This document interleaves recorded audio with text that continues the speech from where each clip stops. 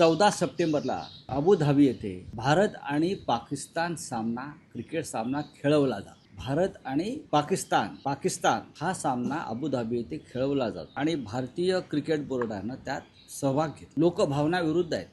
अजूनही जे 26 निरपराध लोक तिथे मारले गेले पहलगावला, त्यांच्या कुटुंबियांचा आक्रोश संपलेला नाही, अतिरेकी सापडले नाही। ऑपरेशन सिंदूर आजही सुरू असल्याचं सांगितलं जातं। ऑपरेशन सिंदूर पाकिस्तानच्या विरोधामध्ये सुरू आणि ते संपलेलं नाही। पाकिस्तानच्या कारवाया काश्मीरमध्ये थांबलेल्या नाही। अशा वेळेला पाकिस्तानचं कंबरडं मोडण्याची आणि पाकिस्तान बरोबरचे सर्व संबंध तोडून टाकण्याची भाषा देशाचे पंतप्रधान नरेंद्र मोदी, देशाचे गृहमंत्री अमित शहा, देशाचे संरक्षण मंत्री राजनाथ सिंग आणि भारतीय जनता पक्षाचे सर्व असली नकली नेते हिंदुत्ववादी, त्यांनी हा विषय वारंवार मांडला की पाकिस्तान बरोबर कोणती संबंध आम्ही ठेवणार नाही। खून और पाणी एक साथ नाही बहे। सिंधू वॉटर ट्रीटी रद्द केली। सिंधू नदीचं पाणी पाकिस्तानला देणार नाही। प्रधानमंत्री म्हणाले खून और पाणी एक साथ नहीं बहेगा। आमचा प्रश्न आहे, मग खून और क्रिकेट एक साथ कैसा?